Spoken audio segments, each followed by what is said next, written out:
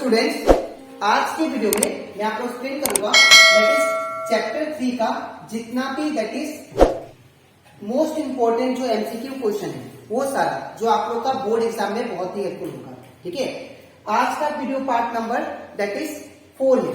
इसके पिछले वीडियो में मैंने आप लोग को दैट इज चैप्टर 1 का और चैप्टर रिवीजन का और चैप्टर 2 का जितना भी एमसीक्यू क्वेश्चन था वो सारा मैंने आप लोग को एक्सप्लेन कर दिया। ठीक है, तो अगर आपको सारा एमसीक्यू क्वेश्चन अच्छे से सीखना है तो आप लोग उसको मेरे यूट्यूब चैनल में जाकर उसको देख सकते हो। ठीक है, मैंने हर एक क्वेश्चन को डिटेल में एक्सप्लेन किया है। ठीक है, तो स्टार्ट करता है अच्छा क्लास। यहाँ पे हम लोग को क्वेश्चन नंबर 1 में दिया गया है consider the following pairs of linear equation. यहाँ पे आपको दो लीनियर इक्वेशन दिया है 2x plus 2y equal to 5, 2x plus 3y equal to 5। ठीक है, ये वन पेयर हो गया लीनियर इक्वेशन का और ये दूसरा पेयर दिया that is 2x minus 3y equal to 7, 2x minus 3y equal to 8। तो ये आपको दो पेयर दिया गया है लीनियर इक्वेशन का। अब आप लोग को इसमें से ये फाइंड करना है कि इन चारों ऑप्शन में से कौन सा ऑप्शन करेक्ट होगा। तो पहला बात ये है कि आप लोग अगर देखो चारों ऑप्शन में कंसिस्टेंट और इनकंसिस्टेंट पूछा गया। ठीक है, तो आप लोग को कंसिस्टेंट और इनकंसिस्टेंट का कंडीशन पता होना चाहिए। ठीक है, तो यहाँ पे याद रखिएगा कंसिस्टेंट उसको बोलते हैं जब a1 by a2 that is a1 by a2 coefficient of x square दो इक्वेशन का रेशियो वो नॉट इक्वल होना चाहिए b1 by b2 का, तब वो कंसिस्टेंट होगा। और दूसरा a1 by a2 is equal to b1 by b2 is equal to c1 by c2, जब तीनों इक्वल होंगे तब जाके कंसिस्टेंट होगा। और इनकंसिस्टेंट कब होगा जब a1 by a2 is equal to b1 by b2 is not equal to c1 by c2। ठीक है, तब वो क्या होगा इनकंसिस्टेंट। तो मैं इन दोनों इक्वेशन को पहले चेक करता हूं ये कंसिस्टेंट है कि इनकंसिस्टेंट। तो इसको प्रॉपर हम लोग लिख लेते हैं। तो पहला इक्वेशन क्या दिया है यहां पे मैं लिखता हूं। तो पहला इक्वेशन दिया that is 2x plus 2y equal to 5। ठीक है, और दूसरा इक्वेशन दिया है that is 2x plus 3y equal to that is 5। ठीक है, अब यहां से मैं रेशियो निकालता हूं सबका। तो यहाँ पे a1 by a2, तो a1 का वैल्यू देखिए क्या है 2 है और a2 का वैल्यू 2 है। ठीक है, नेक्स्ट b1 by b2, तो b1 का वैल्यू कितना है 2 है और b2 का वैल्यू कितना है दैट इज 3 है। ठीक है, अब ये दोनों कैंसिल होकर कितना आएगा 1 और ये तो कैंसिल नहीं होंगे ये सेम। नेक्स्ट है c1 by c2, तो c1 by c2, तो c1 का वैल्यू 5 है और c2 का वैल्यू 5 है, ये दोनों कैंसिल 1 आएगा। ठीक है, तो यहाँ पे अगर आप लोग ध्यान से देखो तो a1 by a2 is not equal to b1 by b2 आया, क्योंकि a1 by a2 का जो रेशियो है वो कितना आया 1 आया और b1 by b2 का जो रेशियो है वो कितना आया 2/3। तो हम लोग क्या बोल सकते हैं यहाँ से कि हमारा दैट इज यहाँ से हम लोग ये बोल सकते हैं कि a1 by a2 ये नॉट इक्वल है b1 by b2 का। तो पहला चीज तो ये कंफर्म हो गया कि ये क्या होगा a1 by a2 is not equal to b1 by b2 हो, तो ये क्या होगा पहला वाला कंसिस्टेंट है। ये पहला वाला जो पेयर दिया गया है ये क्या है कंसिस्टेंट है। ठीक है, तो अगर आप लोग ध्यान से देखो तो मैं एक ही फाइंड करके दैट इज आंसर को फाइंड कर सकता हूं। देखिए नंबर ए क्या दिया option the pair 1 and 2 are consistent, 1 और 2, 1 तो कंसिस्टेंट आ गया, अब 2 को भी चेक कर लेते हैं हम। ठीक है, तो 2 को जब चेक करेंगे तो यहाँ पे देखिए a1 by a2 निकालना है। तो a1 का वैल्यू कितना दिया देखिए 2, तो यहाँ पे 2, a2 का वैल्यू 2। ठीक है, तो ये 2 कैंसल 1 आ गया। इन द सेम वे अब मैं b1 by b2 निकालता हूं।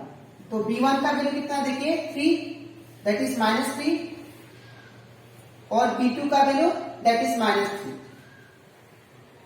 ये कैंसल ये भी कैंसल 1। ठीक है, अब नेक्स्ट c1 by c2, तो c1 का वैल्यू कितना है c1 by c2, तो c1 का वैल्यू 7 और c2 का वैल्यू दैट इज 8। ठीक है, तो यहाँ पे अगर देखो आप लोग a1 by a2 equal to b1 by b2 है but it is not equal to c1 by c2 है। ठीक है ना, तो यहाँ पे तो हम लोग कंक्लूजन क्या निकाल सकते हैं a1/a2 is equal to b1/b2 but it is not equal to c1/c2। तो अगर आप लोग ये कंडीशन देखो और ये कंडीशन देखो तो ये दोनों कंडीशन को इनसे मिलाओ, ये तीनों कंडीशन से। तो अगर तीनों से मिलाते हैं तो हमको पता चलता है कि यहाँ पे ये जो है ये इनकंसिस्टेंट है। देखिए ये इनकंसिस्टेंट है, ये इससे मिल रहा है। तो इनकंसिस्टेंट हो गया सेकेंड वाला, और पहला वाला जो है वो मिल रहा है दैट इज फर्स्ट वाला से, दैट इज कंसिस्टेंट। तो फर्स्ट वाला कंसिस्टेंट है, दूसरा वाला इनकंसिस्टेंट है। तो हमारा कौन सा ऑप्शन होगा? The pair in one is consistent whereas the pair 2 is that is inconsistent। ठीक है, तो हमारा करेक्ट ऑप्शन कौन सा होगा? That is D. ठीक है, तो इस तरह आपको ये क्वेश्चन को करना था। अब हम लोग करते हैं क्वेश्चन नंबर 2। ठीक है, तो क्वेश्चन नंबर 2 भी सेम करना है हम लोग को। तो इसके लिए मुझे स्पेस चाहिए, तो मैं इसको रफ कर लेता हूँ, आप लोग स्क्रीनशॉट मार लो। ठीक है, तो यहाँ पे इसको मैं रफ कर देता हूँ। तो यहाँ पे हमारा जो पहला पेयर इक्वेशन का क्या दिया उसको लिख लेते हैं। यहाँ पे देखिए हमारा जो पहला पेयर दिया इक्वेशन का ये वाला दिया। ठीक है, तो यहाँ से a1/a2 का रेशियो निकालते हैं। तो a1/a2 रेशियो कितना होगा? देखिए आप लोग 2 है और इधर 4 है, तो क्या होगा? 2/4 का। ठीक है, नेक्स्ट 2 1 जा 2 2 2 जा 4, तो ये कितना है? 1/2। In the same way b1/b2 का निकालते हैं। तो b1 का वैल्यू कितना दिया? देखिए -3 और b2 का वैल्यू -6, -3 -6, तो माइनस से माइनस कैंसिल, 3 1 जा 3 3 2 जा 6, तो 1/2। नेक्स्ट c1/c2 निकालते हैं। तो c1 का वैल्यू कितना दे? देखिए 8 और c2 का वैल्यू देखिए 9, तो यहाँ पे क्या होगा? 8/9, और ये तो कटेगा नहीं। तो यहाँ पे अगर आप लोग ध्यान से देखो तो यहाँ पे मेरे पास कंडीशन क्या आया? a1/a2 जो है वो इक्वल है b1/b2 का, but it is not equal to c1/c2। c1 और c2 का इक्वल नहीं है। ठीक है, a1/a2 इक्वल टू है b1/b2 का, but it is not equal to c1/c2। ठीक है, तो पहला वाला जो आया वो क्या है? इनकंसिस्टेंट आया। ठीक है, क्योंकि ये थर्ड इक्वेशन से मिल रहा है। तो पहला वाला इनकंसिस्टेंट। अब दूसरा वाला देखते हैं हम लोग। तो दूसरा वाला यहाँ पे देखिए ये हमें दूसरा पेयर दिया है। तो दूसरा पेयर कैसे करेंगे? a1/a2 निकालते हैं। ठीक है, तो a1/a2, a1 का वैल्यू 2 और a2 का वैल्यू दैट इज 4, तो 2 1 जा 2 2 2 जा 4, तो ये कितना है? 1/2। नेक्स्ट अब b1/b2 निकालते हैं। तो 3 और इधर 6, तो यहाँ पे क्या होगा? दैट इज 3 6, तो 3 1 जा 3 3 2 जा 6, तो इसका भी 1/2 आएगा। ठीक है, नेक्स्ट c1/c2 निकालते हैं। तो c1/c2 क्या होगा? देखिए आप लोग, तो यहाँ पे c1 का वैल्यू -9 और c2 का वैल्यू -18, तो माइनस से माइनस कैंसिल, 9 1 जा 9 9 2 जा 18, तो 1/2। ठीक है, तो यहाँ पे ये देखिए तीनों इक्वल आया। a1/a2 का ratio is equal to b1/b2 का ratio is equal to c1/c2 का रेशियो। तीनों का वैल्यू अलग नहीं है। ठीक है, तीनों का सेम है, तो हम लोग क्या रखेंगे? तीनों का इक्वल। तो ये तीनों इक्वल कब मिलता है? That is consistent. तो इसका मतलब ये है पहला वाला इनकंसिस्टेंट है और दूसरा वाला क्या है? कंसिस्टेंट है। तो इनकंसिस्टेंट कंसिस्टेंट किसमें आ रहा है? तो दैट इज इनकंसिस्टेंट कंसिस्टेंट। ठीक है, ये तो पॉइंट हो गया कंसिस्टेंट और इनकंसिस्टेंट का। यहां से हम लोग ये भी निकाल सकते हैं, that is unit solution, infinitely many solution और नो सोल्यूशन। तो यहाँ पे अगर देखिए आप लोग, ये जो इक्वेशन है ये वाला, ये किससे मिल रहा है? तो ये इक्वेशन मिल रहा है दैट इज थर्ड वाला से, दैट इज नो सोल्यूशन। तो ये जो हमारा कंडीशन आया ये क्या है? नो सोल्यूशन है। तो इसका मतलब पहला वाला क्या होगा? No solution. और दूसरा वाला किससे मिल रहा है? तो दूसरा वाला मिल रहा है दैट इज सेकेंड वाला कंडीशन से। तो सेकेंड वाला कंडीशन क्या है? Infinitely many solution. तो no solution, infinitely many solution हो गया। ठीक है, तो 1 वाला नो सोल्यूशन और 2 वाला यूनिक सोल्यूशन, तो ये ऑप्शन हमारा नहीं होगा। ठीक है, दूसरा the pair is 1 is infinitely many solution, ये नहीं होगा।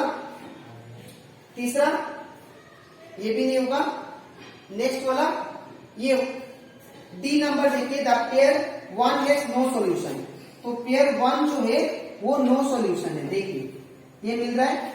ठीक है, तो पेयर 1 क्या होगा? No solution. और दूसरा वाला क्या है? Where is the pair 2 has infinitely many solution. ये जो है किससे मिल रहा है? इसके साथ, that is infinitely many solution. ठीक है, तो हमारा करेक्ट ऑप्शन हो जाएगा दैट इज डी नंबर। ठीक है। अब हम लोग नेक्स्ट नंबर लास्ट नंबर करते हैं क्वेश्चन नंबर 3। इसमें क्या बोला है 0.x plus 0.y plus k equal to 0 is a linear equation. ये 2 है कि 4 से ये बताना है, ठीक है। तो यहाँ पे अगर देखिए लीनियर इक्वेशन हम लोग कब बोलते हैं जब वेरिएबल का पावर 1 हो, ठीक है। जब वेरिएबल का पावर 1 होता है तो उसको हम लोग क्या बोलते हैं लीनियर इक्वेशन, ठीक है। तो यहाँ पे देखिए कुछ नहीं मतलब पावर 1, यहाँ पे पावर 1, तो ये वेरिएबल का पावर कितना हुआ 1, तो इसको हम लोग क्या बोलेंगे लीनियर इक्वेशन। तो ये स्टेटमेंट क्या हुआ दैट इज 2, यहाँ पे क्या हुआ 2, ठीक है। तो ये कंप्लीट था हमारा चैप्टर 3 का 3 एमसीक्यू क्वेश्चन। अब इसके नेक्स्ट स्लाइड में मैं आप लोग को जो बचा है एमसीक्यू क्वेश्चन चैप्टर 3 का वो समझाता हूँ, ठीक है। तो इसके बाद दैट इज क्वेश्चन नंबर 4। अब यहाँ पे दिया गया है consider the following pair of linear equation. ये आपको 2 पेयर दिए गए लीनियर इक्वेशन का, ये एक पेयर और ये एक पेयर। आप लोग को ये फाइंड करना है कि इन दोनों पेयर में से कौन सा कंसिस्टेंट है कौन सा इनकंसिस्टेंट है, ठीक है। तो सबसे पहले मैं यहाँ पे 1 के लिए रेशियो निकाल लेता हूँ a1 by a2। तो a1 का वैल्यू क्या होगा दैट इज 3, ठीक है ना, और a2 का वैल्यू होगा दैट इज 2, ठीक है। ये तो अब हम लोग क्या निकालते हैं b1 by b2 रेशियो, ठीक है। तो b1 by b2, तो यहाँ पे b1 क्या होगा दैट इज 2, ठीक है, और b2 क्या होगा दैट इज 3।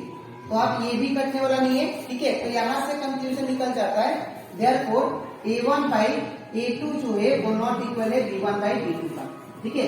तो ये क्या ये कौन सा कंडीशन होगा देखिए इन तीनों में से, तो ये यूनिक सोल्यूशन देगा। यूनिक सोल्यूशन मतलब कंसिस्टेंट, तो ये क्या होगा कंसिस्टेंट, ठीक है। नेक्स्ट हम लोग निकालते हैं दूसरा पेयर के लिए that is 4a a1 by a2। तो यहाँ पे a1 by a2 जो होगा वो क्या आएगा देखिए 4, a1 है तो 4 लिखेंगे, a2 क्या आएगा दैट इज 4, ठीक है, और ये दोनों कैंसिल होकर 1 by 2। In the same way b1 by b2 निकालते हैं तो b1 का वैल्यू कितना है दैट इज -3 और b2 का वैल्यू कितना है दैट इज -3। तो ये दोनों कैंसिल होकर क्या बनाएंगे 1, ठीक है। अब हम लोग क्या निकालते हैं c1 by c2। तो c1 by c2, तो c1 का वैल्यू कितना है 9 और c2 का वैल्यू दैट इज 8। तो यहाँ पे a1 by a2 का जो रेशियो है वो इक्वल है b1 by b2 का, ठीक है, लेकिन वो नॉट इक्वल है c1 by c2 का। तो हम लोग क्या लिखेंगे therefore a1 by a2 is equal to b1 by b2 but it is not equal to c1 by c2। तो ये कौन सा कंडीशन फॉलो कर रहा है, ये दैट इज थर्ड कंडीशन, ठीक है। ये क्या होगा इनकंसिस्टेंट, तो ये क्या होगा इनकंसिस्टेंट। तो इन चारों में से मुझे देखना है कि फर्स्ट वाला कंसिस्टेंट होगा और नेक्स्ट वाला क्या होगा इनकंसिस्टेंट, ठीक है। तो यहाँ पे द पेयर 1 and 2 कंसिस्टेंट है, ये तो नहीं होगा, फिर ये भी नहीं होगा, इनकंसिस्टेंट दोनों पता है। 1 is consistent where pair is 2 is consistent, ये भी नहीं होगा। Next third the pair 1 is consistent whereas the pair 2 is inconsistent, ये होगा, that is D is the correct option, ठीक है। अब हम लोग लास्ट क्वेश्चन करते हैं दैट इज क्वेश्चन नंबर 5। इसमें क्या दिया गया है find the number of solution of the equation this one this. अभी आपको पेयर ऑफ लीनियर इक्वेशन दिया है और आप लोग ये फाइंड करो कि इसमें कितना नंबर ऑफ सॉल्यूशन होगा, दैट इज यूनिक सॉल्यूशन होगा, इनफाइनाइटली मेनी सॉल्यूशन होगा कि नो सॉल्यूशन होगा, ठीक है। तो सेम चीज करेंगे, same process, that is ratio निकाल के। तो a1 by a2 करते, तो a1 का वैल्यू कितना है देखिए उसमें मतलब 1 और a2 का वैल्यू दैट इज 3। अब b1 by b2 निकालते हैं तो b1 का वैल्यू कितना होगा दैट इज यहाँ पे देखिए -4 और b2 का वैल्यू कितना -2 है। तो 4 1 जा 4, 4 3 जा 2 है, ठीक है। तो ये कितना आएगा 1 by 3 और माइनस से माइनस कैंसिल। अब c1 by c2 निकालते हैं तो c1 का वैल्यू 6 और c2 का वैल्यू दैट इज 18। तो 6 1 जा 6, 6 3 जा 18, तो 1 by 3। तो यहाँ पे तीनों इक्वल आ गए, that is a1 by a2 is equal to b1 by b2 is equal to c1 by c2। तो ये तीनों इक्वल आ गए, तो किससे मैच कर रहा है इसके साथ, सेकेंड इक्वेशन के साथ। तो इसका क्या होगा इनफाइनाइटली मेनी सॉल्यूशन आंसर, ठीक है। तो यहाँ पे आंसर करेंगे इसका क्वेश्चन नंबर 5 का इनफाइनाइटली मेनी सॉल्यूशन, ठीक है। तो ये कंप्लीट करता हमारा चैप्टर 3 का जितना भी इंपॉर्टेंट एमसीक्यू क्वेश्चन था जो प्रीवियस ईयर का, वो मैंने आप लोग को सॉल्व करा दिया। ठीक है, अब इसके नेक्स्ट वीडियो में मैं आप लोग को समझाऊंगा that is chapter that is 4K, 4 में जितना भी एमसीक्यू क्वेश्चन है वो सारा। ठीक है, तो आज के लिए इतना ही, मिलते हैं नेक्स्ट वीडियो में।